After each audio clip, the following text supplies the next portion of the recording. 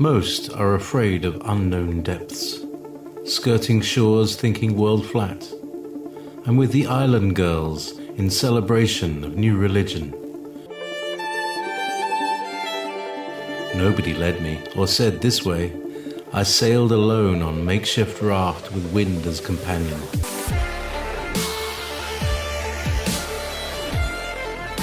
Fate for deliverance, confidence enough to assess new disposition. Seekers of lost paradise may seem fools to those who never sought the other worlds. Welcome to Momentary Zen with Zen Garcia. Visit www.fallenangels.tv.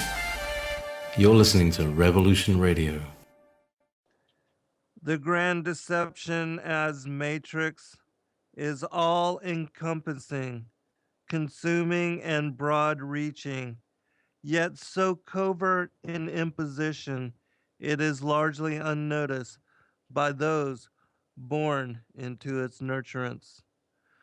Welcome, friends. I'm your host, Zen Garcia. This is Momentary Zen here on Studio B on Revolution Radio, and I thank those of you that have taken time to join us this evening for the fellowship and the friendship and the kindness that all of you share with me, and in dialogue and courtesy as we go down the rabbit hole and introspect into all things esoteric and trying to make sense of the craziness of the world that we see around us and about us, and trying to decipher the illusion parading as reality. And so, welcome and thank you. And tonight I have as guests with me this evening for the next 2 hours Anthony Fusco, who's going to talk to you and share with you his own interesting journey of going down the rabbit hole and being awakened to all the strangeness that is New World Order, as well as the connections to biblical prophecies and the reality that we're all dealing with as a world, and trying to make sense and just trying to survive and deal with what's going on. And so he's got an interesting story, and the way that he's learned about things is a bit different than most people's. As far as everybody's got a unique and individual story, but I thought Anthony's was one that would be interesting to share with those of you as far as listening audience and those that can relate to such awakening. And so, Anthony, are you there, brother? Yes, I'm here, Zen. Well, welcome to the show, and thanks for taking the time to join us this evening. And I'd like to open by giving you a chance to share either if you have website that or a YouTube channel. I know that you do some work there, where people can go to look into what you do, and as also to support you in your work, and if they should if you have contact information, Facebook, anything like that, that you'd like to share, and then we'll go into your testimony, kind of. Okay. I just wanted to thank you first, Zen. This public speaking and even doing the videos was never something I even really wanted to do. But as I woke up to the truth and God and Jesus Christ saving me, I just felt compelled I had to. And just getting this out, I just felt it was too important. And I've been trying for a few years now, so I really appreciate you letting me get out to a bigger audience. All Um, right. Yeah, no, it's my pleasure. the only site I really have right now is the YouTube channel. It's called The Uncle Hammy. It's all one word. The UNCLEHAMMY. It was just a channel I had initially, just for fun until I stumbled into all this. That's basically really all I had set up was just some videos I had started doing. Each one's probably an hour or so, maybe an hour or more longer, but that's really all I have for now. Yeah, well, no worries. Everybody starts somewhere. It was like even myself, when I first began doing radio, I was basically, just talking to myself. It wasn't even a really a listening audience, and I had no idea it would grow to what it has become. But all of us, we all have humble roots, and I'm just glad that you decided to stand up with truth and to go ahead and put yourself out there. I believe that we all, if we empower ourselves, we all have the ability to really make great strides and affect the world in a positive way that can benefit others. And so um a lot of the people that I have brought on to my radio program over the years, many of them, it might have been even their first time ever addressing an audience in that kind of a way. And a lot of them, like my friends Jonathan Kleck and John the Baptist, after having come on my program, they even began their own. And so I encourage others to stand with truth and to not be afraid to share your testimony and your walk, your journey with others, and to empower yourself to really bring that message to a larger audience. And so, um, let's talk about your awakening and how you came to learn what you've learned, and then we'll go into the details of that journey as far as the specifics on what the message is related to. I guess for me, it started about 6 years ago or so. Um, Really, it was just a ordinary kind of life. I grew up with a mother who was heavily into New Age her entire life, and my father was non-practicing Roman Catholic. So I guess the only benefit with my mother's beliefs was that I was definitely open-minded. I never Mhm. I never fully subscribed to the stuff she was into, but it definitely made me think outside the box. Um, but about 6 years ago, I had out of nowhere this anxiety hit me, and it wouldn't go away. It was like literally for weeks. And I was trying everything to get rid of it. I didn't know what the cause of it was. And I mean, I got to the point I was just typing things online like, what's wrong with the world today? What's going on? Like, I went to the doctors and it just wouldn't go away. And finally, I was led to my first prayer. I have a small business and I was at my desk and I just said a prayer and I just, God, if you're real, please just show me the truth of what's going on in the world today. And then after that, I completely just forgot about the prayer. But what I looking back, I see probably within a week, I started learning about like the whole New World Order, the conspiracies. The Federal Reserve was the big one for me, like reading the Creature from Jekyll Island, Mhm. and it was weird because I started finding this stuff out, and I thought everyone would just get these things so easy. I didn't understand at that point the Holy Spirit was already working in my life, and I showed a few people, and they looked at me like I was out of my mind. But I'm thinking, how can you not see this? It's just all admitted. It's all laid out for you. And out of everyone I had shared it with, it was like my best friend. He didn't, really believe it, but he had taken the time to look into it. And every avenue, like since I have my own business, I'm here, about 12 hours a day. So I had the time to do research in between all day, and that's all I was doing. I was delving into everything and, reading everything I get my hands on, watching videos. You were one of the first people I found, and it just all kept leading to the Bible. And honestly, looking back, that terrified me. I didn't want to go there. Mhm. So I would start somewhere else. But again, it kept leading me back to the Bible. And I just knew like I was terrified if it was true how I lived my life. I knew I was in trouble if it was true. And it was right. And, as I was maybe a month or two into the research, and like I said, this is 12 hours a day, every day, that a tenant I have she had passed away, an older woman, and her family came and cleaned out all her belongings. The only thing they left was three books. It was two King James Bibles and an old dictionary, one of those old like foot thick dictionaries. Mhm. So even though I wasn't saved yet, and I wasn't a believer yet, I just it just felt too weird. I'm like, I can't throw these away. Right. I was raised to appreciate and respect books, so I did keep them. And it was funny.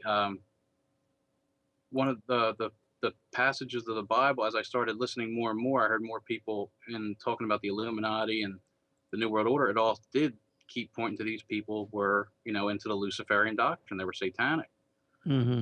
So that kind of, I feel like the Holy Spirit led me into the occult research that I had to find out evil was true before I could realize that God was really true. Right, right. It's that way for a lot of people, actually. And now I want to ask you one other thing too. As far as, because I know for myself, the rabbit hole kind of began with 9/11. And so did that have any effect on you as to, as far as your research as in looking down into the rabbit hole, the conspiratorial side, or it was these three books and then your prayer, and that's what led you into it. And what year was that? It was the end of 2010, the beginning of 2011 when it all started happening. Mhm. And I think 9/11 played a part, but I think one of the bigger things was like the stuff about the FEMA camps. Yeah. And I mean, like that really rattled me. And same thing with 9/11. Then you start finding out about all the false flags. So I don't remember how much 9/11 affected me because it was just so much at one time. Like I said, it was Mhm. 12 hours a day, just, or more, just everything. And just couldn't believe that all these people around us can't see any of this. Right. Even when you're showing them and it's admitted, it's like, how do you not, like, I was baffled how I didn't understand how the Holy Spirit, literally lifted the scales off your eyes at that point. And, and so, 9/11, of course, played a part, but it was just, it was like living two worlds, like trying to live in society and function as they want you to, but knowing the truth. And all these people, like I was doing experiments, like just saying things to people, and I could see they literally just didn't hear a word I said. It was Right, right. amazing. Yeah. Yeah, I've dealt with that a lot. Even with like really close friends and family members, which the people that you love and care about and that are around you and are your closest loved ones and acquaintances, extended family members, those are the ones you want more than anything to understand and to know about these things.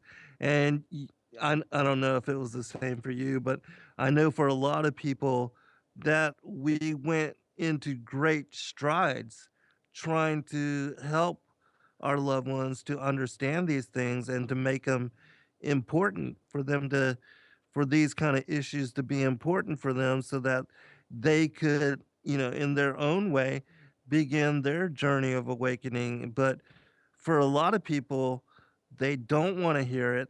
They absolutely clam up. And just like with what you were saying, when you talk to them about these things, you can tell they're not being interested. They aren't even really listening to you. It's like, yeah, they're letting you talk, but it's not sinking in at all. They're not really even paying any kind of attention, and and they want you really to shut up. And then after a while, it's like for a lot of them, they just either begin to start ignoring you, or they ask you to not talk to them about it anymore. Yeah. Or that was the kind of response I received from a lot of people because my awakening to 9/11 goes all the way back to like 2004. But even with the other things that I work on, that it's the same similar kind of response. So anyways, back to what you were talking about and how people were responding to you and everything. Yeah, so I mean, I basically, felt alone. Fortunately, my wife, she's very open-minded too, and she can see what's going on. It just didn't affect her, and the way it did to me. Like to me, it was like, what else could be more important than finding all this out? So even to this day, I mean, I still research constantly. That's why Right. you were one of my favorites because I know you read everything, you go into everything. And even with this topic that the Lord showed me, I knew even if you, initially weren't interested, you would definitely be one person that would look into it. Right. Right. Because I mean, even like with the recent flat Earth stuff, it was so refreshing. I just knew that you were going to come around to it because you do look into everything, you know. Well, I try to be open-minded, and I don't count anything off until, I really begin to investigate anything, as far as topic. Um, and so tell us more about, you know, how you were led to use these 3 books and what you first initially began to look into and began to study. What were some of the things that you used the dictionary to affirm as far as things you were interested in as far as research and all? It's funny how, like, obviously God is outside of this world and time, and He sees, everything at one time. So looking back, it took me a while to even realize why those books were laid there. So I remember, and this will come back later with Pastor Mike Hogard. I was listening to different pastors at that point, trying to understand the Bible. Um, because it was still hard for me at that time just to read it. It felt like every time I would try to open it up, I would, instantly be tired or distracted, or the world would try to take you away from it. And so he was one of the people, him, Chuck Missler. And I just heard him say one time, he was talking about, the word out of chaos, the phrase the Freemasons use. Mhm. And he mentioned something about chaos meaning the abyss. So I looked it up, and it did. It said, you know, it said chaos. It was the abyss, the pit, hell, things like that. So I wondered, I'm like, well, I wonder what order means. I didn't know that word meant that as well. So I looked up the word order, and instead of just, stopping where we're programmed in school to know just the one and only meaning of a word, I just started reading all the definitions. Right. And I went to I didn't start out with that dictionary that was left for me because I still didn't even make the connection. But I was at the freedictionary.com online, and I had tried a bunch of them, but this was the easiest to follow. And I got down to definition number 12, and it said any of the 9 grades or choirs of angels. And I was thinking to myself, the word order means that. So literally, order out of chaos. We know what it means on the surface level, but it literally means the order of angel out of the abyss, the choir of angel out of the abyss. So at that point, a light bulb went on, and I just started looking up all kinds of words from the Bible that I wasn't, just common words. Like I looked up the word tree, thinking of the tree of life and the tree of knowledge of good and evil, Right. and started reading all the definitions again. And I came to one where it said, a figure that branches from a single genealogical root. And initially it just made sense. It was like one who comes directly from God. Adam was a tree. Right. The angels are trees. And it just went on from there. And I couldn't believe all these definitions, like even Milky Way galaxy, when you look up those 2 words separately, Milky and then way, you put it together and it was opportunity to advance. Huh, interesting. Yeah. And then, I mean, even the word human never appears in the King James Bible. It's always, man. It does use people in person. But hue means to modify, to alter, to change, or even like the color of law. It's not quite man, but it's kind of like man. So I just started thinking about that and how they use the word human being, or they use all these different words, but they don't use the word man. And then that led to trying to think what else. I looked up the word Catholic, because I had heard someone say that Catholic meant universal Christian or something like that. And it literally means universal religion, wide and broad. And then at that point, I had heard the verse from the Bible that the way to hell was wide and broad. Right. Broad path of destruction. Yeah. So, at that point, I was just looking up everything I could think of, just common words too, like a loan, like a loan from a bank. It literally says in there, in the dictionary, the lane where cows are milked. Uh, yeah, That is so funny. and I started hearing how the enemy always has to tell us the truth about things, and I'm thinking Right. they're telling us everything. The word mortgage, a French word that means death pledge. The word matrix from like the movie, it literally means a womb. the character in there, Neo Anderson. Neo means new. Anderson means son of man, and how he's playing the new the Antichrist figure in the movie. Oh, wow.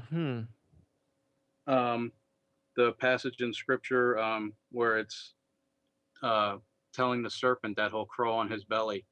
I looked up belly, and one of the definitions is literally a corporation. And I'm thinking, that's how we're being controlled today, through these corporations. And then it made me think of trafficking, where the trafficking of his merchandise, and that led to commerce and, the UCC and all that stuff. Right. Um, Yeah, you're talking about Ezekiel 28. yeah. Right. And then the big awakening for me was with the Nephilim and the word giant. When I looked up the word giant, because so many people have a problem, I guess, with that word because they prefer the Nephilim. But when I was looking up the word giant, it wasn't just talking about their physical size. It was talking about person or thing of extraordinary size, power, significance, or importance. Then it was giving words like Titanic, Leviathan, Behemoth, monster, and it was going more into their influence. So it made more sense to me that yes, some of the giants were physically giant, but it was also the bloodlines where I believe that bloodline still goes on today, and that's what the Illuminati truly is. Right. Is that these people are giants in finance, giants in black magic, giants in all the different fields that are controlling the world today. Yeah, absolutely. And even something as simple as how they put the zombie movies out. Well, when you look up zombie, it talks about the snake god of the voodoo cults. There was a passage in scripture. Trying to think, I don't have them memorized like I would like, but I did write them down. Where it talks about a bastard shall not inherit the kingdom of heaven. Mm-hmm. I think that's Deuteronomy 23:2. A bastard shall not enter into the congregation of the Lord, even to his 10th generation shall he not enter into the congregation of the Lord. Well, when I looked up the word bastard, because I had heard atheists bring that verse up before, acting like, God was evil, that he would do that to a child without a father, that the word bastard literally meant a hybrid. Right, right. And that Noah was the 10th generation. Right. And that he was saved because he was pure in all his generations, and everybody else that was alive during his time, all the righteous that weren't taken out, like Methuselah, um, they had all gone the way of Cain, meaning that they had involved themselves and become corrupted genetically to such manner that they were involved with the fallen angels, or the giants, the seed of the fallen angels, and that their genetics were all corrupted. And because of that, and you see this thing being repeated throughout scripture, and that's an aspect of it that not a lot of people understand, especially like mainstream Christians, the pastors, the preachers, these different ministers. They don't teach about these things and how important acknowledgement of these bloodlines and this enmity between the seed of the woman and the seed of the serpent, which the seed of the serpent is a bastardized hybrid, um, uh, genetically corrupt and manipulated race. And that's why even during Yeshua's time with the Pharisees, and how he called them that their father is of the devil, and they told him, no, we are of Abraham's seed. But he said, then, I know you're of Abraham's seed, but you seek to kill me, something that, Abraham did not do.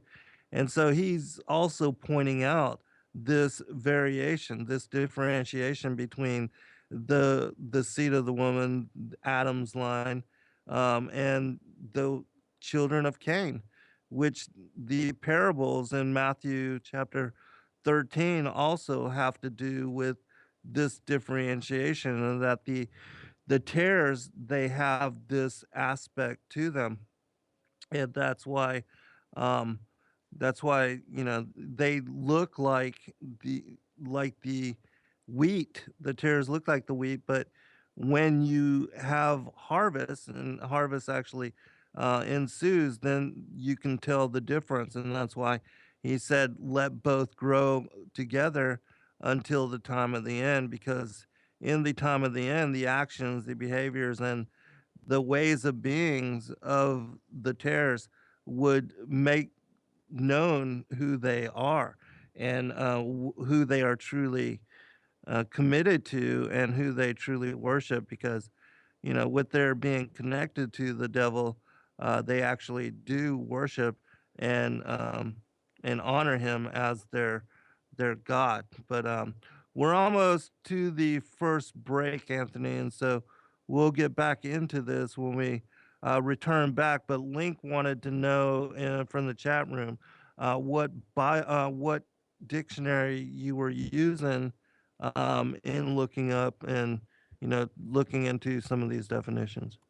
Any dictionary should have most of them, but the easiest one that is user friendly that you can just read them straight down is thefreedictionary.com. Okay, cool. Yeah, and I would think that, most of the dictionaries would be similar.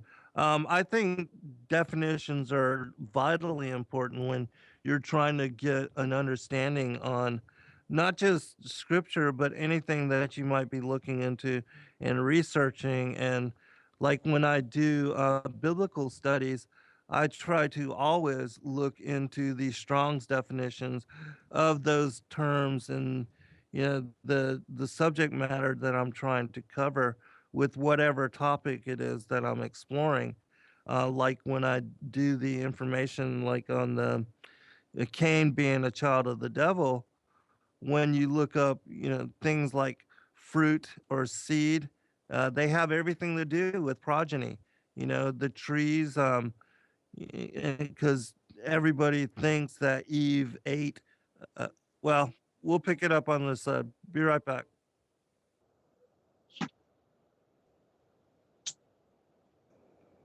All right, welcome back, everybody.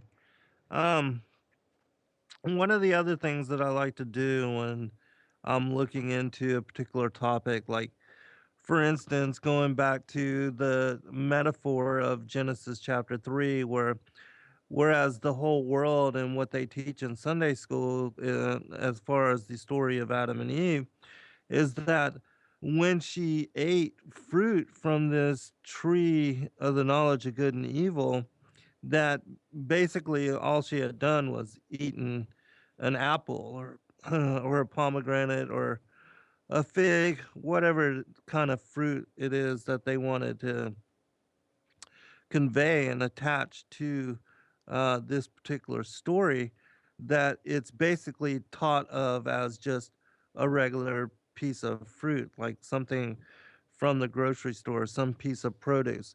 Um, but when you begin to look into, as you do with the definitions, I like to look into the Strong's, the definitions of very aspects of the different phrases, scriptures, passages, and chapters that I'm trying to understand. I use the Strong's Concordance and go back to the original Hebrew, or the Greek in the case in the New Testament.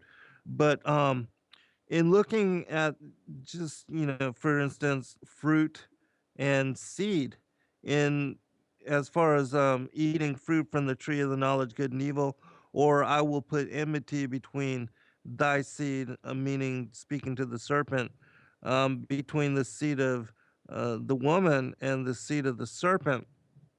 Well, when you look into these definitions, you find out that fruit has everything to do with offspring, progeny, descendants. And I'm going by memory. I'm not looking at it right now, but people can look this up for themselves.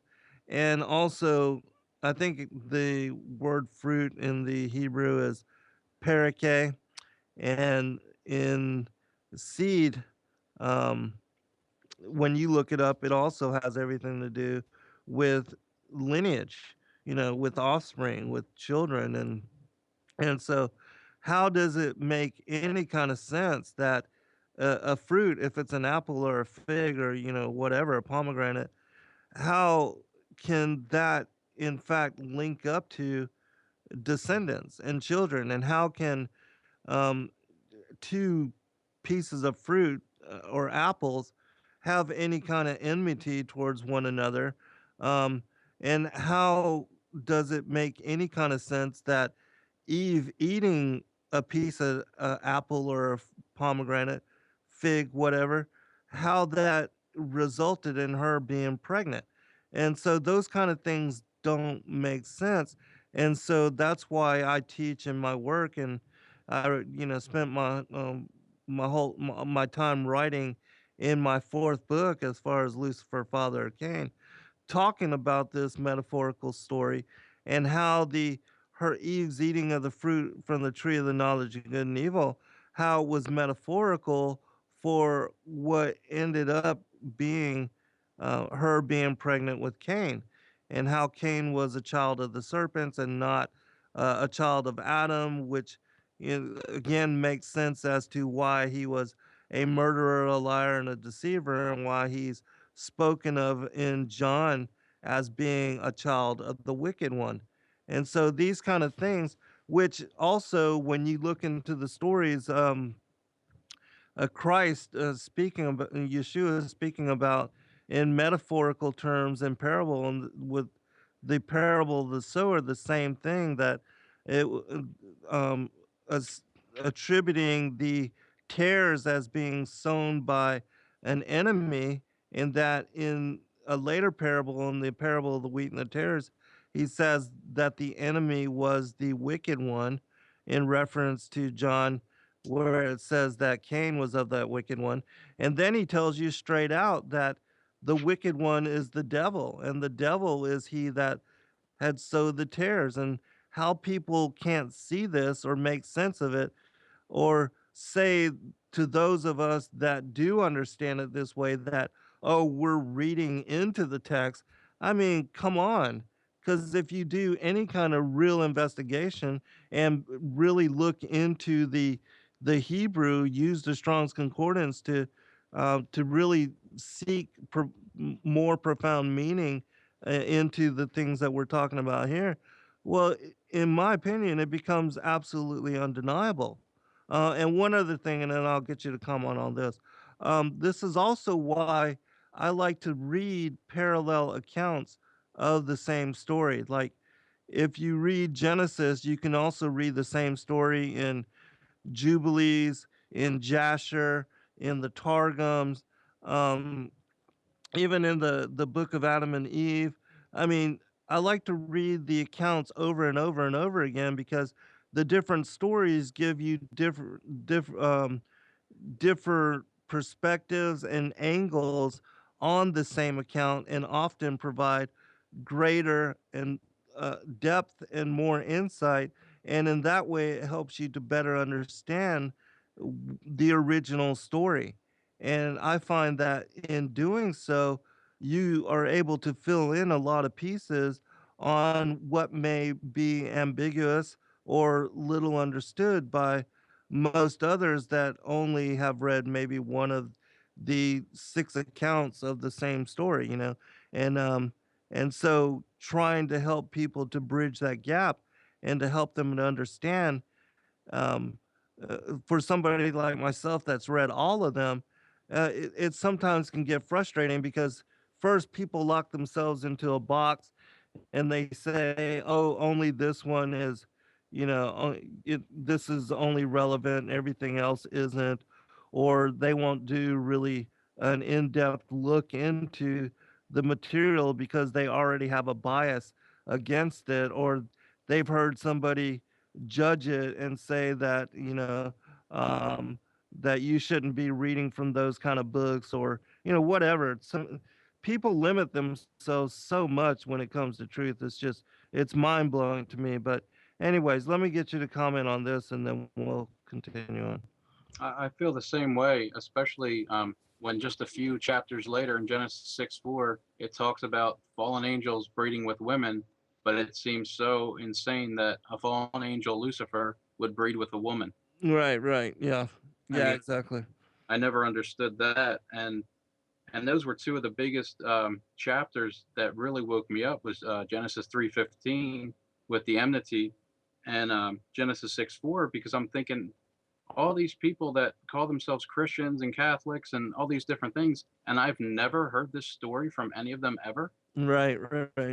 and that um, really opened a lot of things up. Like even looking up the word angel, definition number 6 said a financial backer of an enterprise, especially a dramatic production or a political campaign.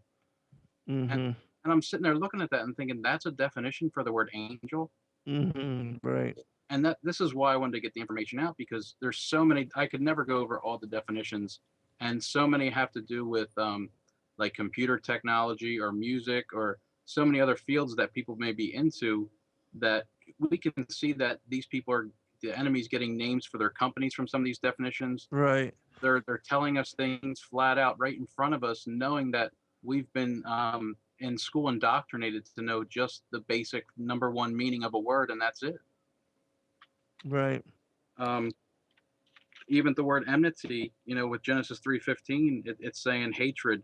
It uses the word venom, a cold war, a state of political hostility between two nations, using means short of armed warfare. Mhm. So it's basically talking about the Cold War going on between the two seeds. Right. How they're doing it covert and Yes. making the world think none of this is real. Right. Yeah, the controlled opposition. Also, let me make one other comment too before I forget. You were talking about the as far as Lucifer impregnating Eve and how this is also connected to Genesis 6:4, and it's my belief that Genesis 6:4 could not have occurred, as far as the sons of God mating with the daughters of humanity or man, because i- if you really look into that story and study that particular aspect of the scriptures, well, you learn that the sons of God actually mated with the daughters of Cain. And if it wasn't for Cain being a hybrid child and his line being already bastardized and hybrid, just like in Daniel, it says, they will intermingle themselves with the seed of man, that Genesis 6 actually may never have happened because they weren't just sleeping with regular humans, but they were seeding themselves with the line of Cain. And the book of Enoch in the parable of the dream vision, it gives extra detail on this because it what Rob Skiba calls the animal farm um, parable. It talks about that the fallen angels, as the shooting stars and the fallen stars that came here, they took up stalls with the seed of Cain. And so it's my opinion that unless Genesis 3 happened with Eve being beguiled by the serpent, impregnated with Cain, that Genesis 6 could have never have happened because they actually then took wives from the daughters of Cain. And if Lucifer hadn't beguiled Eve and hadn't created his own bloodline and lineage for them to be able to propagate through and to already have a hybrid connection to that would have never happened as far as Genesis 6. And so um just a different side of the story. And there's another aspect, the Kebra Nagas, KebraNagast, which means the glory of kings. It's an Ethiopic book for those that want to know more about the story that I'm talking about in this particular aspect of it.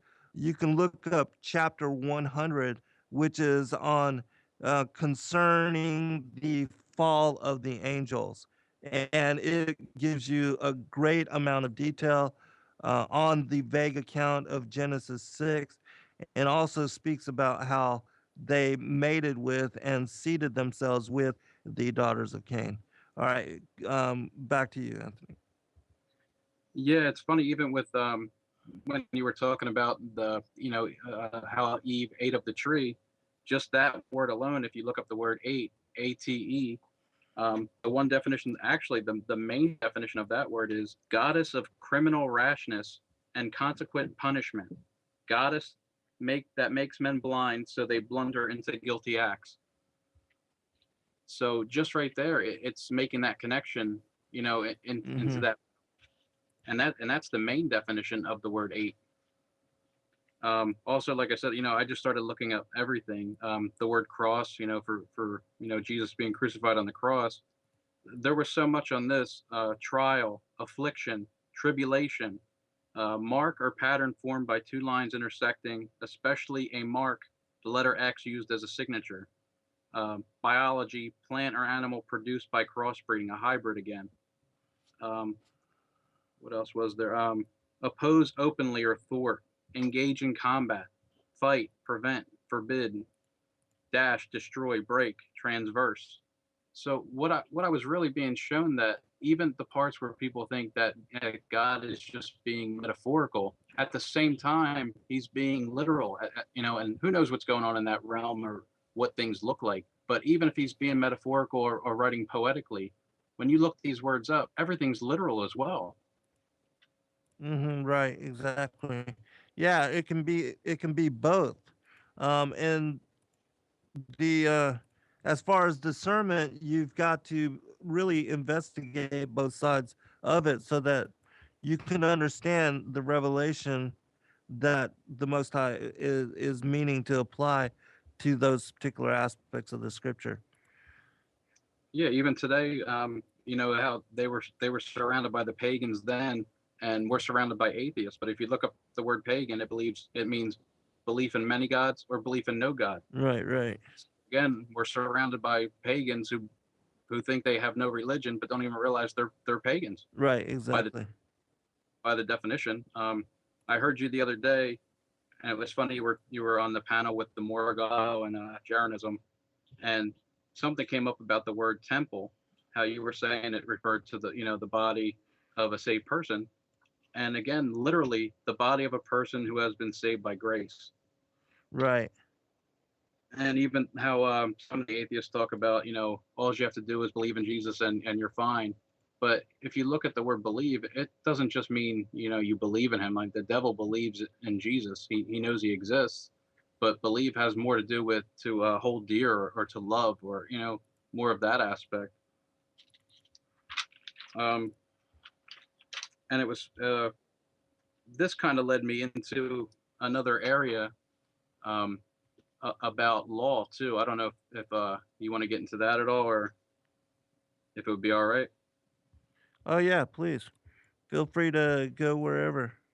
um, with the law, I started seeing that all these codes and things they use today, and literally, the word code. If you write something in code, you don't want certain people to understand it.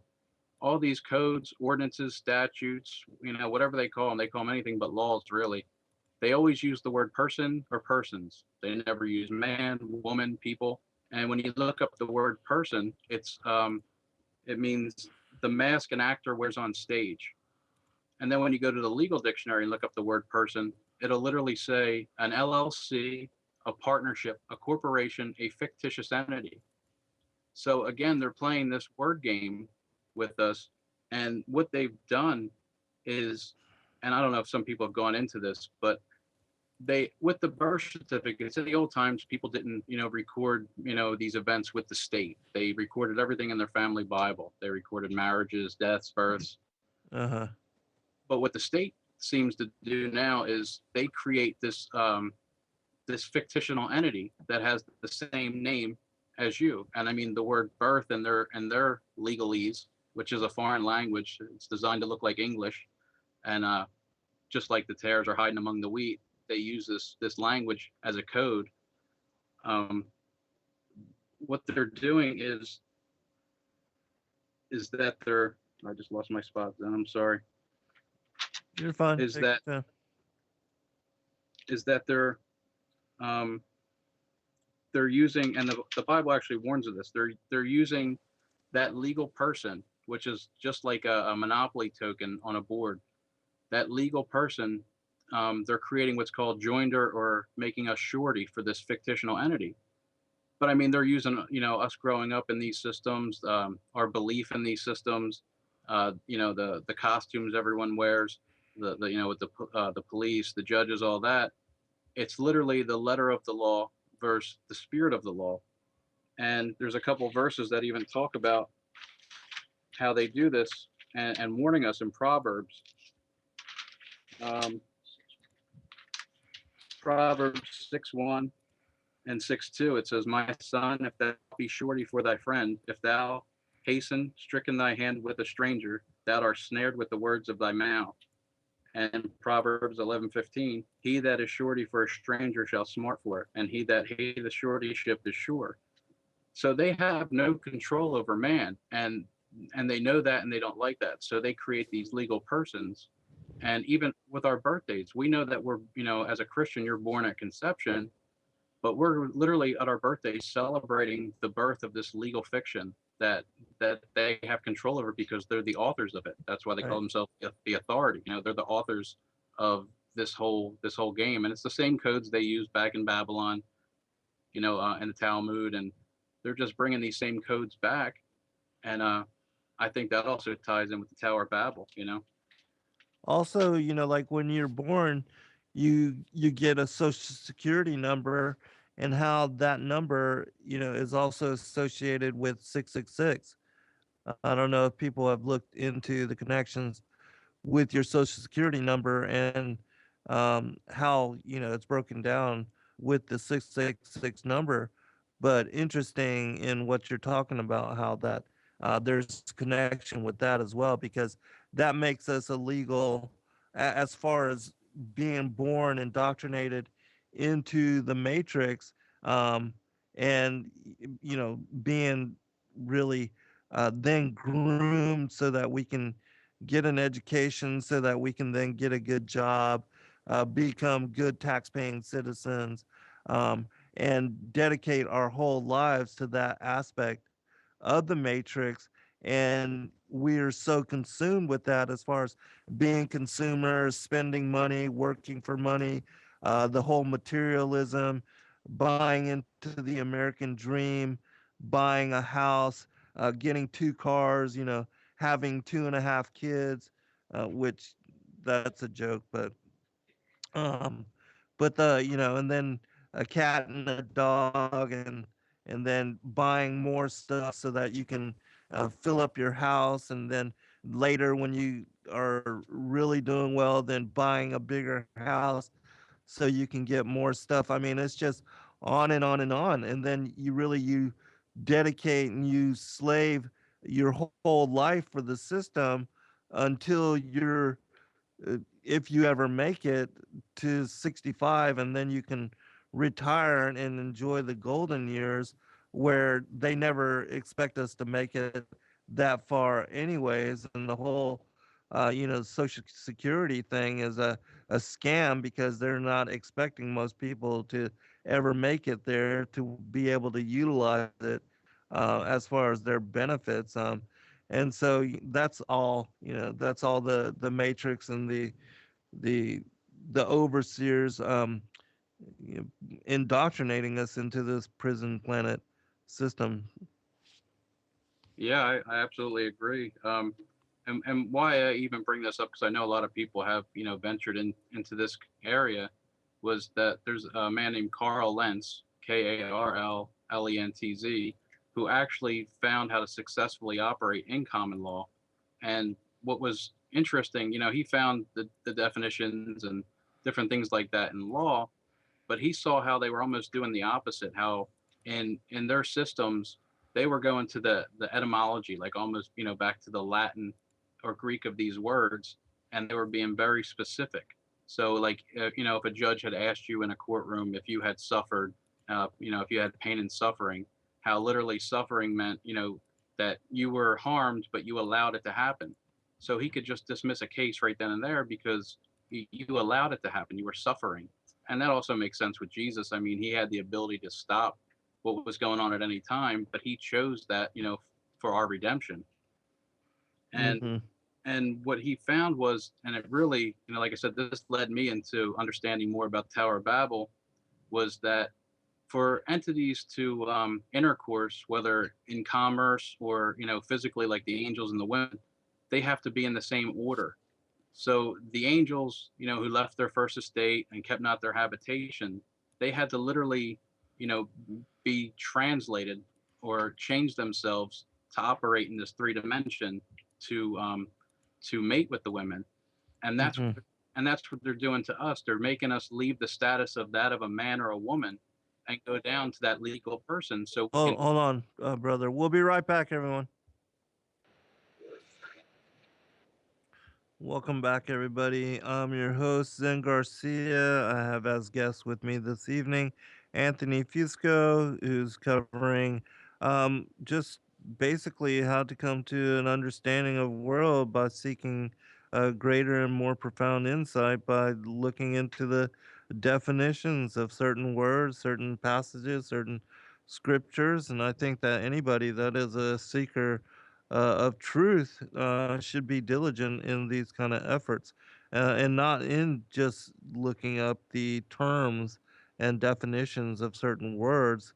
And whether you, as far as the biblical scriptures, looking into the Hebrew or the Greek according to the Strong's Concordance, but that also reading parallel books, the extra canonical and extra biblical texts, which is why I do what I do in studying all of these other books which are blacklisted or have negative connotations associated to them, and which so many people say you should avoid without ever even having read them for themselves. It's utterly um, it's just utter nonsense to me, in my personal opinion. But really quick, just wanted to remind the listening audience that those of you that can, we here at Revolution Radio, we do need your ongoing support in order to come to you in the way that we do as a platform for truth and bringing insight into all things, not only esoteric and conspiratorial or biblical, but just the news stories, current events, whatever might be your genre of radio, that there's many hosts coming to you on both Studios A and Studio B, which probably are covering what you might be interested in from many different perspectives, many different angles. And we have hosts coming on both Studio A and Studio B 7 days a week. Maybe not 24/7, but certainly a large majority of that time, and that you can easily contribute and support our work just by purchasing access to the archives. And in that way, you'll be able to download all of the shows in MP3 form from all of the different hosts that come on 7 days a week on both studios. And you can download someone you may not have had chance to listen to. Maybe you're working during that time or even sleeping during the hours that they actually come on. And this way it gives you the ability to scrutinize and check out all the different people that are coming on and all the different days of the week. Certainly is an eclectic and motley crew of individuals, and we all have different insight and different understanding. And so many will probably appeal to your liking, and this will give you a way to support us, and also broaden your spectrum of entertainment and also investigative insight into all of these different topics and shows and different hosts. But anyways, let me go back to you, Anthony, once more really quick. Give out your YouTube page where people can go to look further into your work, take a look at your videos, and if people wanted to contact you, whether that's through Facebook or YouTube, however you want to, or an email address you might want to share, and then we'll continue on. My YouTube page is it's all one word. It's the Uncle Hammy, THE UNCLEHAMMY. Is there anything associated with that? With that particular your YouTube? Just Yeah. that it was funny. There's so many things that have happened looking back that I see that there was a spiritual hand and everything, but a nickname I had growing up was Ham. So Mhm. it was just like I said, I was just signed up YouTube initially just for, just the Yeah. entertainment. So that's how it came about. Yeah, I wasn't sure if you were a ham radio operator or something like that. Yeah. But it just made me laugh. Even the nickname, tied in with the sons of Noah, and I mean, there's Yeah, yeah. so many weird things. Looking back now, you see that it was definitely, not random or accidental. Right. All right. Well, very cool. And no Facebook, no email. Just contact you through YouTube, right? Yeah, that's the best way to get a All hold of me. right. All right. Well, very cool. Well, you were right in the middle of a thought before we went to break, so I'm going to get you to pick it up there and just continue with. You were talking about, as far as the matrix being born into it, how it we basically get locked in, like with social security numbers and the legal terms of the court systems and how that associates to us as well. Yeah, it's what I realized was that what they're doing in the court systems is really just copying the spiritual world. How they're getting man to lower his status of a man down to a legal person, so that then he he can intercourse with these corporations. How that name belongs to them. Even something as simple as a driver's license. It's not your license; it's theirs. They created it. Mm-hmm. They're the author of these codes, so it's just like a painting. Only the artist can truly interpret what the painting means. Everyone else is just giving an opinion on it. And that's what all these magistrates, not even judges, I mean the judge really means the jury, um, is they're giving opinions. So a clerk of courts had actually even admitted that you can take a case that you lost all the way up, 20 years later to the Supreme Court and spend millions of dollars, and all they're going to do is render an opinion, and it still goes back to the original court of jurisdiction to decide if they want to reverse their decision or not. Mm-hmm. So, like I was saying, that man Carl Lenz had found how just by common common language, common sense, things that we all know that no man has a right to tell any other man what to do. That you are able to win in these courts. That they're just playing this word game, and like I said within Proverbs, how they're turning our words against us.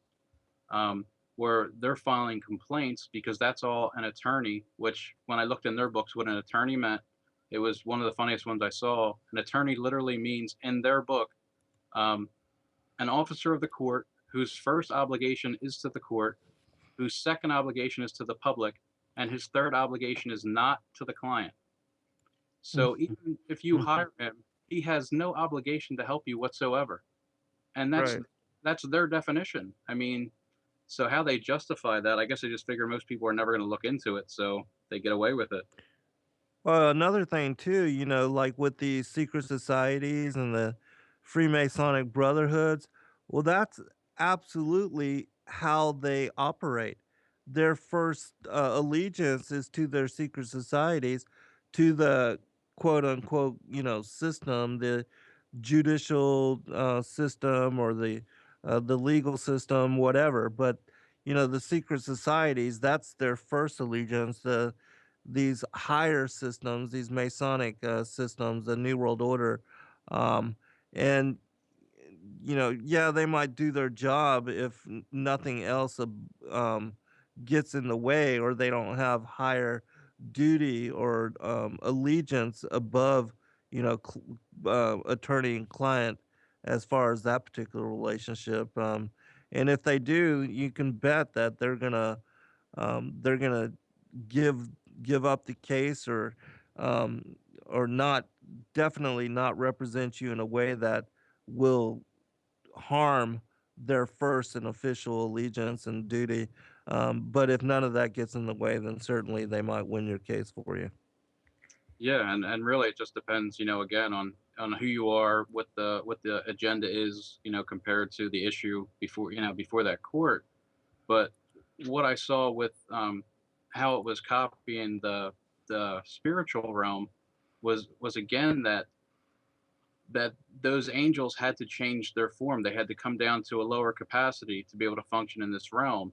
And that's what they're doing to man. And it's actually, it makes sense. It's perfectly set up this way because what the enemy has done is they're making everything they do justified. They're causing people first to go away from God, which instantly, increases sin in your life. That you become less honorable. As a society, we can see we're heading that way with, with drugs, alcohol, people not keeping their word. So then it actually justifies them coming in with all these crazy codes and ordinances and statutes. But we're bringing it upon ourselves. We're not only bringing it upon ourselves, that we're paying for it, we're laboring for it. And with the words, we're actually agreeing for it and asking for it. We are, our words are being turned against us. And you can see that with every single meaning. And how that connected to me with the Tower of Babel. I mean, it made sense to me when, when God came down and, he destroyed the tower and separated the people. But I always felt like there was more when he divided the languages. You know, I, Mm-hmm. I just felt like there was more to it than, they just didn't understand each other. So then they just broke up into groups or whatever. Um, and that's where I saw with this legalese, legal versus lawful. Like legal is just a society, and the second definition of the word person was individuals according to their rank in a society, and that's from the legal dictionary. And I'm thinking, what rank? What society? When did I join the military? Mm-hmm. And that's all it is. The legal society is no different than the Boy Scout society. If you're a Boy Scout, you have certain duties and obligations and privileges according to your rank. Well, when they create that legal name and you say that you're that person, just the word you, Y-O-U, alone can create that joinder. You is always plural. It's never a singular word, even though we use it like that today because, we're taught incorrectly. And just that word you. And I even saw that with the serpent and Eve in the garden when he said, he used the word ye. And that's what I liked about the King James. I started understanding when a lot of people have problems with the these and the thous. I saw that there was a lot of reason that it was grammatically correct, and that Mm-hmm. and that tied in, with the law and the legal system. It's two separate systems running, and that even led me into Revelation 2012 when it's talking about the book of life. Those who are of Jesus are written in that, but then the other books are open. The other books for the people's works who want to be judged on their works, or Yes. all these other belief systems where they do, they're making a covenant to be judged upon their works in this world. Right.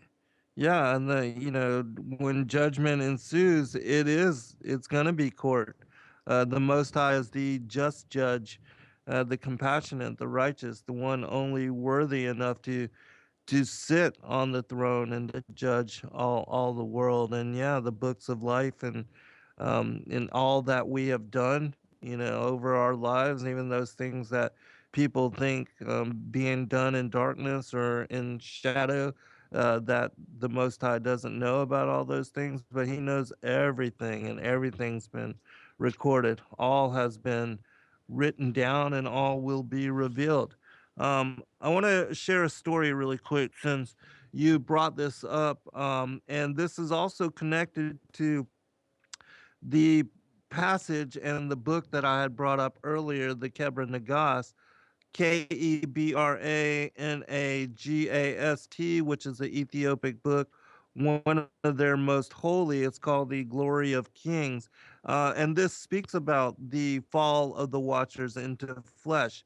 And it's one of those that, again, I said this text adds a great amount of detail to the story of Genesis 6 with the sons of God mating with the daughters of humanity, because people always reference that passage that angels are not given unto marriage. And so they say because of that, there's no way that they could have ever had sex with human women. But what they don't realize is that the Watchers had once been holy angels, and they were transformed into flesh. They were placed into male bodies, which gave them the ability, the capacity to mate with the daughters of Cain, being already a hybrid race, a bastardized race. And so that's what made that conception possible. And so, just to bring some extra detail on that story, I'm going to read this and then I'll get you to comment on this, Anthony. It's an interesting story to say the least. I'm not going to read the full details on it. I'm just going to read the part where they are transformed into flesh and then they mate with the daughters of Cain. It says this. And the merciful one and the lover of mercy answered them on behalf of Adam and said unto them, you have I created out of fire and air with the one intent that ye should praise me. Him, meaning Adam, have I created of twice as many elements as you, of dust and water and of wind and fire. And he became a being of flesh and blood. And in him are 10 thoughts, intentions, 5 good and 5 bad. And if his heart inciteth him to do good, he walketh with good intent. And if the devil seduceth him, he walketh with him on an evil path. As for you, ye have no other object in your minds but praise of me, with the exception of that arrogant one who produced evil and became an evil being, and was driven forth from your assembly. And now, why do ye magnify yourselves over Adam? If ye were as he is, and I had created you of water and dust, you would have been flesh and blood, and ye would have transgressed my commandment more than he hath done, and denied my word. And and the angel said unto him, praise be unto thee, O Lord, far be it from us. We will not transgress thy commandment, and we will not oppose thy word. For we are spiritual beings for life, and he is a creature of the dust, doomed to folly. And now try us well, and put us to the test, so that thou mayest know whether we are able to keep thy word. And when they had vaunted themselves in this manner, God, the lover of men, said unto them, if now ye go astray so far as this in transgressing my word, the wrong will be upon your own heads. For Gehenna, or hell, and fire and sulfur and fervent heat and whirlwind shall be your habitation until the great day. Ye shall be kept in chains which can neither be loosened nor broken forever. But if ye keep truly my word, and ye do my commandment, ye shall sit upon my right hand and upon my left. For everyone who hath conquered is mighty, and he who is conquered shall be overpowered. Now Satan hath no power whatsoever, for he hath only what he maketh to germinate in the mind, and he cannot grasp firmly. He cannot perform anything, and he cannot beat, and he cannot drag, and he cannot seize, and he cannot fight. He can only make thoughts to germinate silently in the mind. And him who is caught by the evil mind, he prepareth for destruction. And if a man hath conquered the evil mind, he findeth grace and hath a reward which is everlasting. And to you, according to what ye wish, there shall be upon you the mind of a man and the body of a man. Here's where he transforms them into flesh. But take good heed to yourselves that ye transgress not my word, and break not my commandment. And defile not ye yourselves with eating or drinking or fornication, or with any other thing whatsoever, and transgress ye not my word. Here's where they're transformed. And straightway they were given unto them with his word flesh and blood, and a heart of the children of men. And they were content to leave the height of heaven. And they came down to earth, to the folly of the dancing of the children of Cain, with all their work of the artisan, which they had made in the folly of their fornication, and to their singings which they accompanied with the tambourine and the flutes and the pipes and much shouting and loud cries of joy and noisy songs. And their daughters were there, and they enjoyed the orgies without shame. for they scented themselves for the men who pleased them, and they lost the balance of their minds. And the men, the angels that are now in men's bodies, did not restrain themselves for a moment, but they took to wife from among the women those who they had chosen, and committed sin with them. And this is where they fell. And so, um, let me get you to comment on this story. Interesting, I know. And then we'll continue on. Yeah, I love that story. I've heard you say it before, and I looked into it, and from from everything I've been shown that that's exactly what has happened. Right, Is that, even in the Bible where it talks about that the ground won't yield to them, but they're getting us to do everything just with these games and the tricks they're using on us. They're the useless middlemen, but through their intellect, they're deceiving us to believe everything they teach us. right, And it makes perfect sense that you know they came into the flesh, and that and that I'm sorry, then I lost my train of thought. No problem. You just said that they came into the flesh, fell into folly, got involved with the daughters of Cain, and basically lost their holy ways. It's like even now with a lot of pastors and preachers of big megalithic church, they may be holy in every aspect and every other way, but yet when it comes to sex, they'll allow themselves to fall into folly, and it may be the one thing, the only area of their life where they allow themselves to sin and to fall into corruption.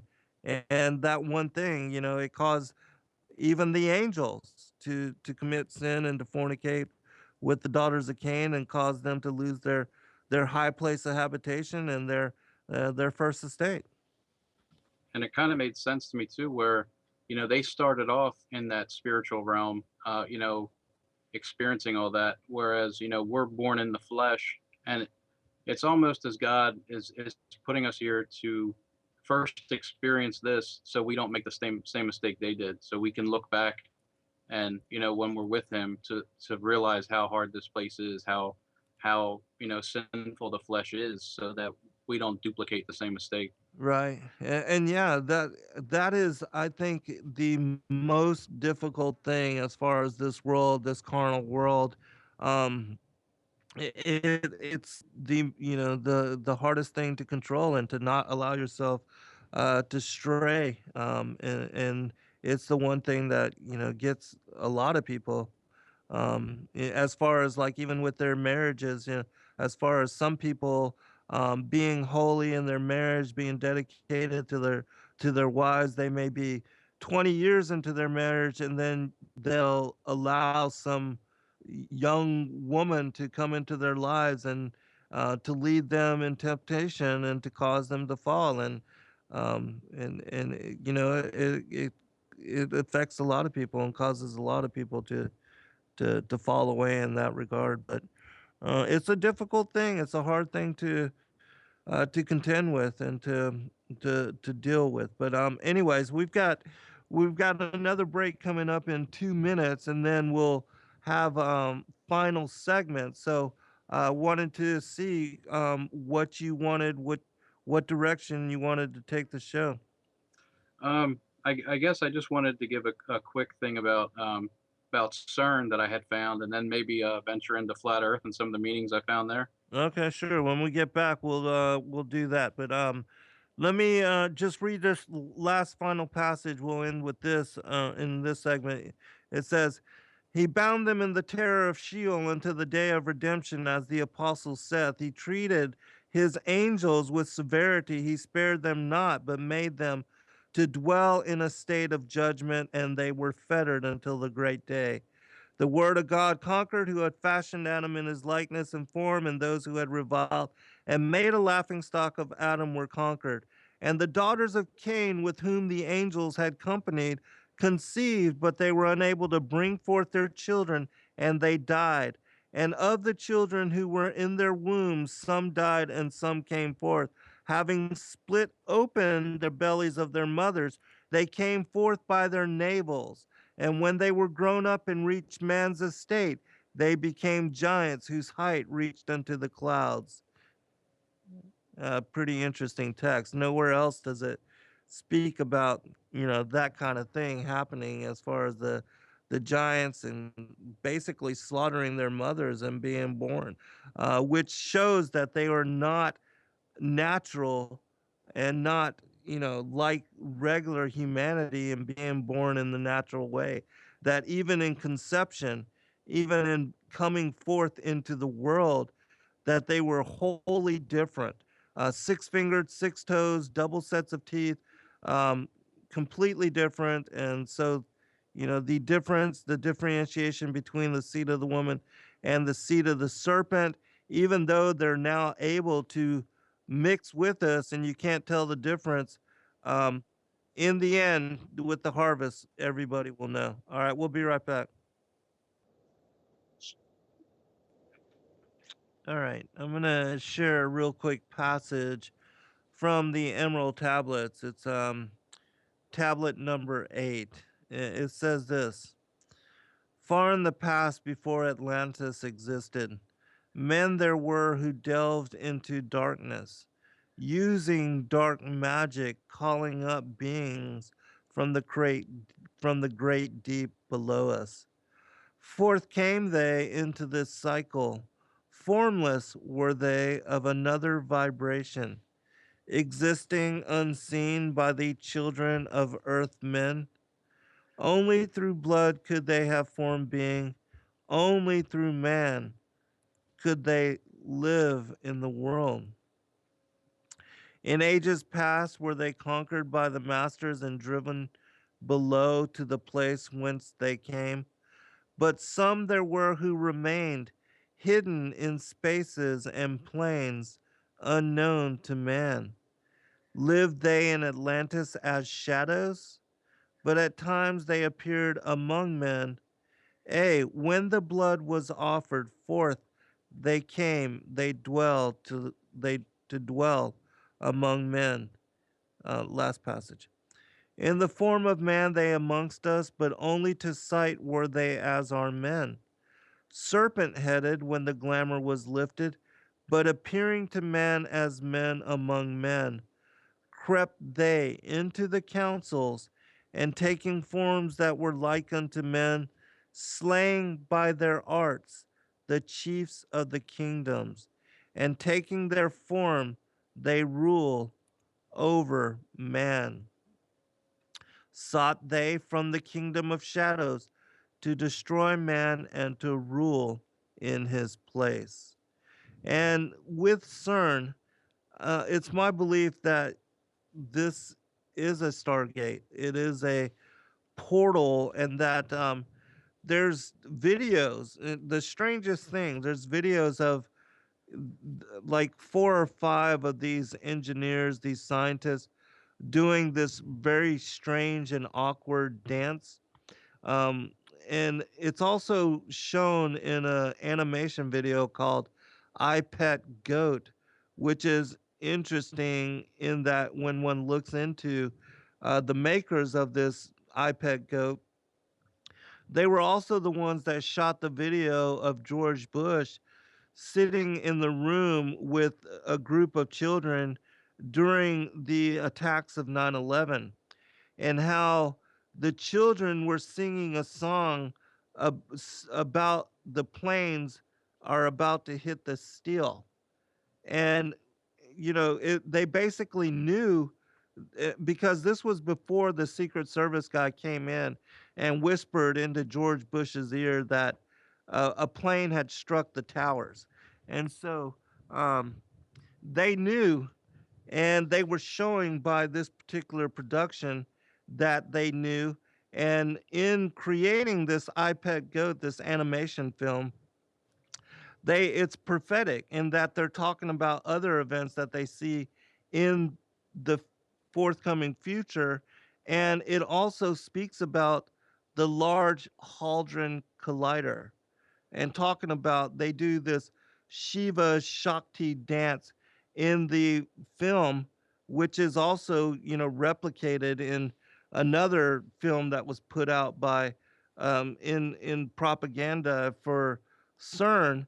And it's my opinion that both things were done in order to um, put forth into the public consciousness, into those that are initiated into the black arts and that understand these sorceries which are involved with the Hadron Collider and what they're actually doing, the alchemy.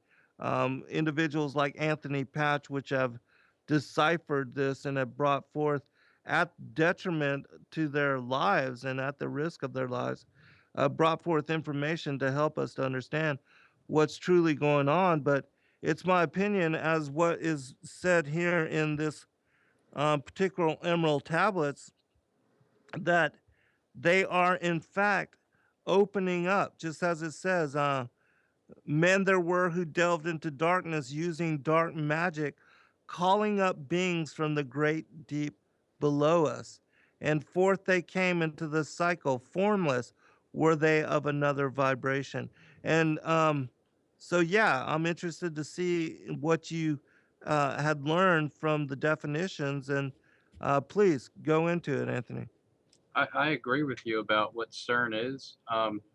I think even with the revelation of learning that our world isn't exactly a planet or shaped like we thought, that these other things up there, the planets or the wandering stars, may be more like other realms or other dimensions, and what they're trying to create is not not just a portal, for the spirits, but a way for them to physically manifest here. And I was looking for definitions for the word CERN. I just knew it had to mean something, since everything I found, there was always a meaning behind it. And I couldn't find anything. And my wife had gotten me this book, and it was called the Demon Dictionary. And it really had nothing. Wow. Yeah, it really had nothing to do with any of the stuff that we're learning, but it just had a bunch of terms and phrases throughout time. And there was a word in there. It was CERN, but it had an e at the end. And the definition for it was an obsolete name for a magic circle traced with a magician's wand to conjure demons. And then one Mm. of one of my viewers had saw the video, and they sent me a link. There's actually in Dorset, England, and it's spelled the same way: CERN, CERNE, Abbas, Abbas. It's one of those mountain figures that's carved into the hillsides, Oh, wow. and it's a giant with a club, and he's got a large erection, and he has like Yeah, animal skin around him, and I've seen that. yeah, and it was just weird. It was the same exact name, the same spelling, and it's showing the giant like almost towering over the hill, coming into the land. Now, isn't CERN also built upon like some ancient ritual site, For the Apollo, the right? seat of Satan or something like that? I can't remember exactly. I believe it was a temple to Apollo that it was Yeah, built. yeah, yeah. That's what it was. Yeah, and so that was what I had found with it. Again, just a random a random book that had really nothing to do with anything, and that word was in there again, and it's telling us that's what it's for. It's a magic circle to conjure demons, to bring them into this world, Mm-hmm. just like you were talking about with that last passage. Right, But I, right. but I think I compare it to that movie. I don't know if you ever saw it, the Thor: The Dark World, where they're trying to build like the rainbow bridge almost into this world.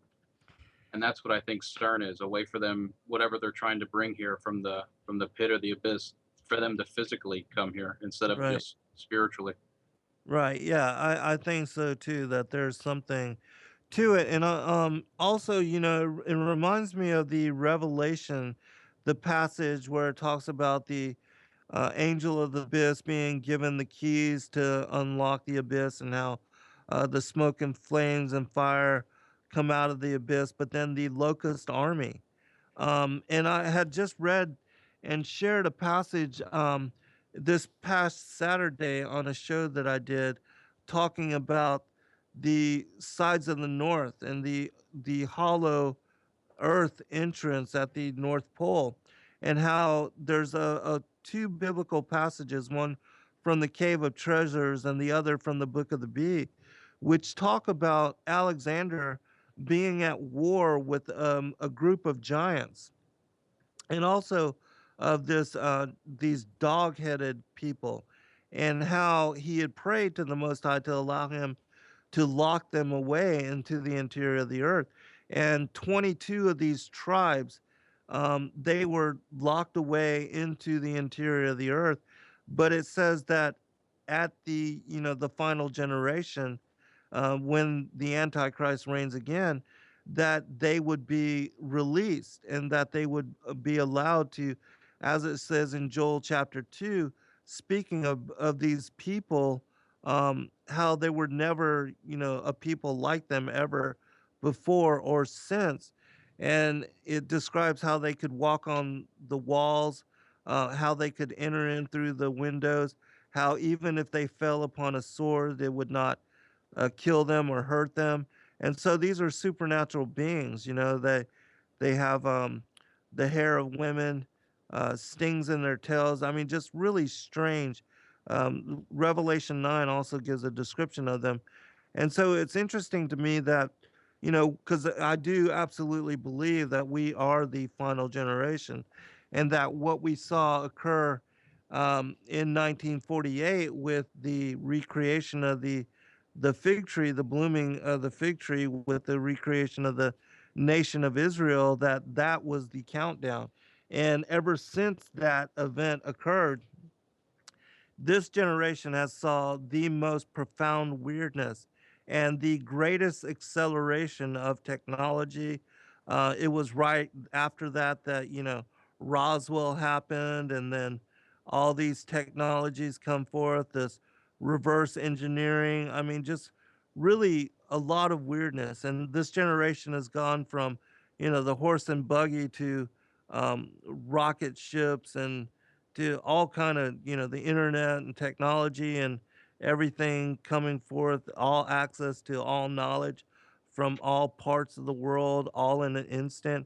I mean, it's just amazing, the kind of things and the kind of access we have now to information. Whereas before, you would really need, you would have to be wealthy and have a massive library in order to be able to study all the things that we are now able to do, with basically free of charge, because everything has been now put up on the internet and made freely available, or at least a lot of it has, so much so that people can really investigate and look into an area of research that they might not otherwise have been able to. This generation, we are really spoiled in that aspect. Anthony? I agree. I mean, people are waking up in record numbers. I mean, it feels like a lot of times that we're alone, but I mean, we just see how many people are just coming to different platforms like YouTube that, like me, knew nothing before, and we're just woken up to, it was like a crash course in everything of the truth in a Right, matter of 5 6 years. right. Yeah, this also brings me to another thing that my friend Stephanie had sent me and made me aware of, and that's that David Bowie song, Black Star, which I in looking into it and reading the lyrics, that it speaks of this particular place called Orman. The Villa of Orman. And when you look up the word Orman, it means serpent. It's like I believe it's a Swedish or something of the other, but it's a city somewhere in Europe, in northern Europe, and it was dedicated to the serpent. And so he's in this song. He's speaking about being, a black star, almost like one of the fallen angels, like the fallen watchers, and being committed to. It also says something about what me and Jonathan Kleck were talking about, and that incarnating into the flesh, that really we're all angelic beings, but being born into this world, we're brought into the world upside down. Uh, Yeah, I've Sorry heard you about speak. that. All I've right, heard you. go ahead. I've heard you speak about that before, and even talking about the cup of forgetfulness. Right, right, And, yeah. yeah, and it was funny, just my mind working with words and even breaking them down to syllables.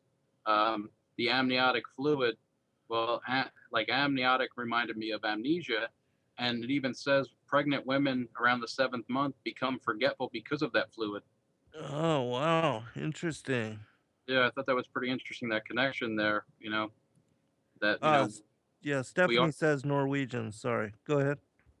Yeah, so it seems like we are sent here with a blank slate, so we can have a true test. If you come in with knowledge of this, it wouldn't really be a test. So the whole purpose of this life is to find the truth of what's going on. Right, and to come to remembrance. And so I wonder, the amniotic fluid, is that to you said it affects the pregnant mother as well and makes her forgetful. I would think also that if it affects the mother in that way, that perhaps also that the amniotic fluid is what wipes the memories and Yeah, makes the child a clean slate, because our souls, we have remembrance, we have connection to everything that we did even before incarnating into the flesh and coming into this lifetime. And so I wonder if that has something to do with the cup for forgetfulness. That is interesting. I'm yeah, certainly going to have to look into that more. that's exactly what it made me think of. If it was that, obviously, to me it seemed like it was for the infant, but it was that strong where it also affected the mother. Yeah, yeah, absolutely. Wow, that's amazing. All right, well, please continue on. One other thing that I thought was interesting, just because I'm paying so much more attention to, every word and not just the Bible sentences, but like you said, some of the other books, is really trying to understand the meaning of every word. Uh, it seemed like I found a way that possibly the Bible's telling us at least one of the ways that some of the Nephilim survived the flood, and I think it's in Genesis 7:21. The flood kills all the land animals, fowl, and creeping things, but it never mentions killing any of the water creatures or the amphibians. And it Uh-huh. kind of it made sense. Like, why would a flood? Obviously, a flood's not going to kill all the sea creatures or all the amphibious creatures. And it kind of reminded me of the three spirits of like frogs, that are in Right. Satan and the false prophet. And another connection to that, the word Roman, again looking up, human, and I looked up the word Roe, and the literal definition is fish eggs, frog spawn. So the Roman is dealing with, again, these frog spawn and these fish eggs, that same kind of spirit, the same kind of entities. Mm-hmm. Yeah, that is really interesting. Another interesting thing too, and I guess I can give people kind of an update on what I'm doing with the Thracian Chronicles. I've got, I'm going to be meeting with on Skype the Thracian Church this coming up Tuesday.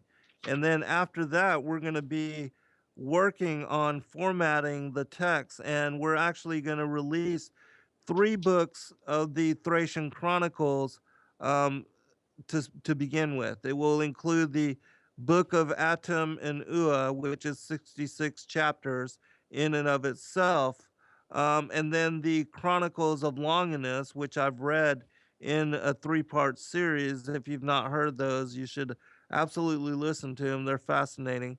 And we'll be releasing that text and another one called the Book of Navi, which I've not yet read, but I'll share it with listeners as soon as I get access to it.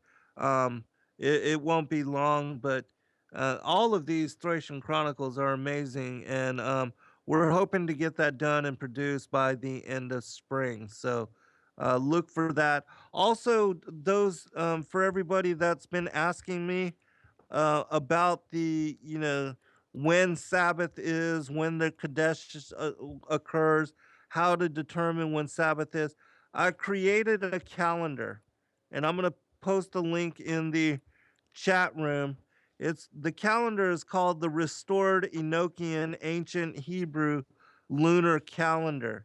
And if you're interested in purchasing it, it's 17.99, which is basically almost at cost because I just wanted to provide it to you and to give you a chance and opportunity to have access to it. But I'm going to post a link to it, and it tells you when the Kadeshes are and how to determine all of the 5 Sabbaths of every lunar month. And it also has included in this calendar all the Levitical feast days and festivals. And it tells you when they are. And it has all the names of the months in Hebrew. And it will help you as you're, following along in the Gregorian solar calendar, the days and the months and the weeks. You'll also learn the names of the Hebrew months. You'll know when the Kadesh, the new moons occur, when the Sabbaths are, because they're different every month according to the way that the lunar calendar works.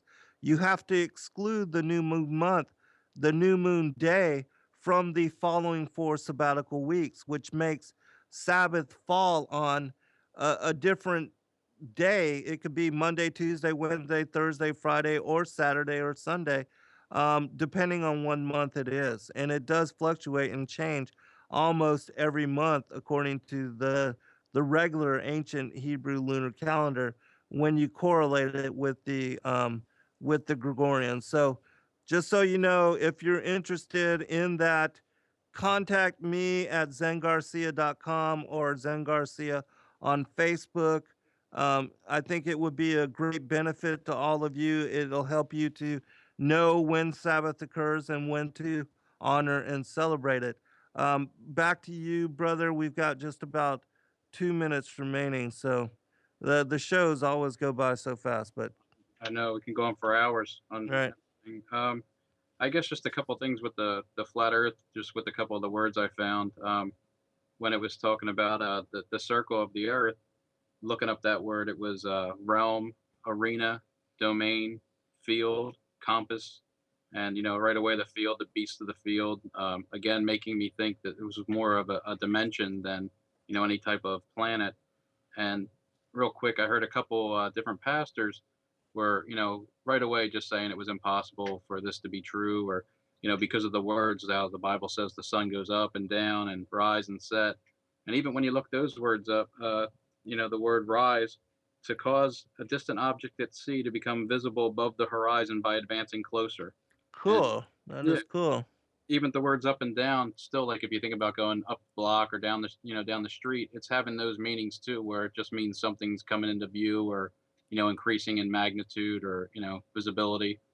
So I think everything is just set up here to for both belief systems, to see which way you're going to go. Right, right. Yeah, it's fascinating. Absolutely interesting. Well, let me get you to give out real quick one more time your YouTube channel where people can go and check out your work. And once again, thanks for coming on and joining us, brother. It was a pleasure. Thank you, Zen. I really do appreciate it. If anyone wants to check out the videos, the channel's called The Uncle Hammy with 2 M's. The where you can look up the definitions. The best site I found was thefreedictionary.com, and another good site for the etymology of words. You try to trace back the oldest definition on here, but it's www.etymoline.com, ETYMONLINE.com. All right, brother. Well, thanks again. And yeah, we'll do it again some other time. Let me know, keep me up with what's going on with you, and then when we get some interesting information or some interesting happenings, we'll go into this further and line up a show and talk about some more of these topics. But I definitely think that this is a way that people really need to investigate more, whatever it is, whatever topic, whatever issue, whatever they might be studying at that particular time, that looking deeper into the definitions of